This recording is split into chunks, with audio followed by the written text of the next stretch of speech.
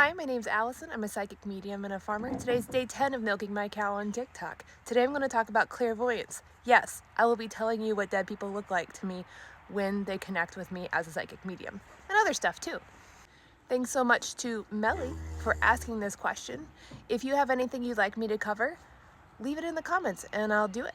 Now, just to make sure we're all on the same page, clairvoyance is my ability to see things with my eyes open or closed that are not in my environment. So first I'm going to run through the basic stuff: shapes, letters, objects, things, whatever. When I see numbers and letters, it kind of looks like that weird verify that you're a human thing on the internet, with like the numbers and letters are squiggly, upside down, backwards, whatever. So it's not like I can see them really clearly, but clear enough that I get the picture. When I see references to objects, if those objects are in my physical world, then I will have my attention drawn to them. But if it's with my eyes closed, then I will see like a very basic generic shape of it, and I have to trust my intuition to know that that's what it is. So when I see stuff eyes closed in my mind's eye, I want to imagine it as if we are looking at clouds up in the sky, and you say, oh look, that cloud looks like a roller skate, and that cloud looks like a hippo eating a chili cheese dog. And you just don't even question it, you just know that's what it looks like, and whoever else is with you says, haha, yeah, it does. That's why it's important to trust your intuition as an everyday person and psychic medium, because it's not like this picture perfect flashcard sort of situation. You just have to know that that's what it is. Moving on to dead people, because let's face it, that's why you're all watching this. I'm going to start out with the most tangible ways they come to me, and then we get a little bit loosey-goosey kooky as we go on. So if I know the person in spirit, if a private session client provides me a photo of that person, they will show up to me kind of like a little tiny movie clips, like a 3-second clip.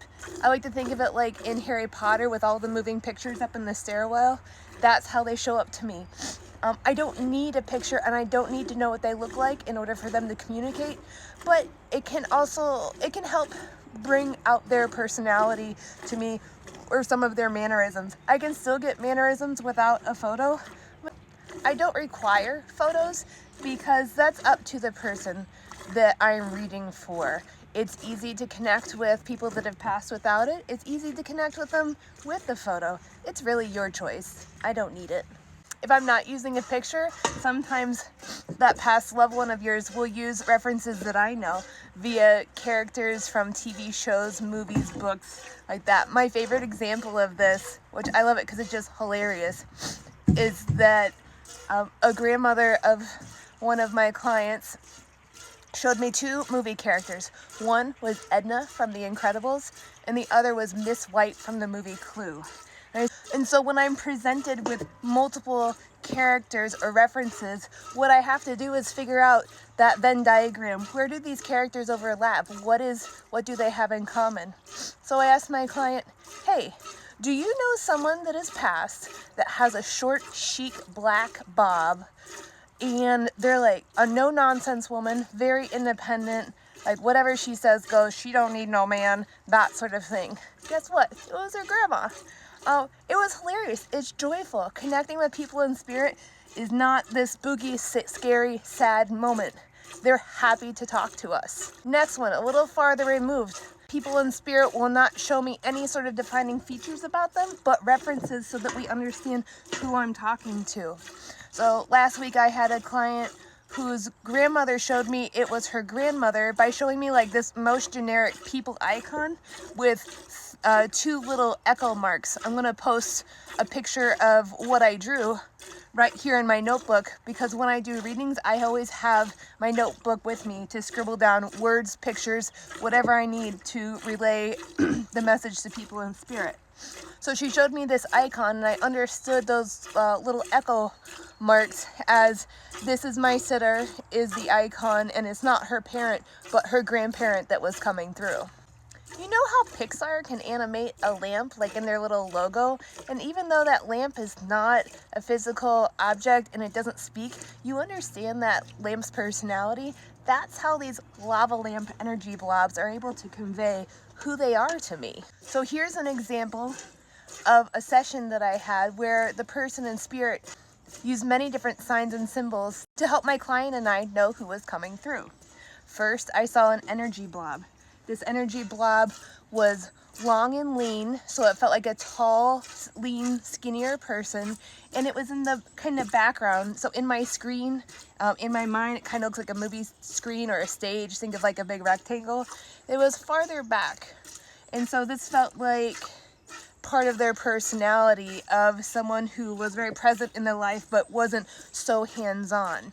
And through clairsentience, which is a topic we'll discuss on another milking day, I could feel that this long, skinny energy blob that was like patient was male, masculine energy. Then this person in spirit showed me a reference that I understood. I wear navy blue coveralls when I'm doing hard work in the garden or on the farm. I also get visuals about how individuals pass away. So I have this agreement with Source and with your past loved ones that you can show me what happens, but if you can do it in like a kind way, like I don't need to see everything. So for example, I had someone that that happened to, and so when I saw that happen, it looked like a bunch of like a really low budget movie, and red tulle was thrown in front of their forehead. And so I knew that that was not tulle, but related to what had occurred and where the injury had occurred. Another one was someone that they were hit by a vehicle. And so instead of showing me that play-by-play, they showed me a visual of them in a garage underneath the type of vehicle that they interacted with. And it looked like they were just fixing it, like they were on one of those roller creeper things, and they were, so I could say, I see this individual under a van. That's all they needed to show me for me to say the evidence that you need as an evidential medium. But sometimes, honestly, there's no other way to tell me the information other than showing me the really tough stuff that occurred. And you know what? That's okay. Because it's not about my feelings, it's not about me taking all those emotions, it's about me being a conduit for your person in spirit to communicate with you. So I put my emotions aside, and I need to take this in as information, relay it as information, and know that we're talking about this really unsavory and unfortunate experience for your and your person's greatest and highest good. I'm out of milk, so that means I'm out of time. If you have any questions about clairvoyance or would like other examples, please let me know in the comments. I'm happy to share. That's why I'm doing this.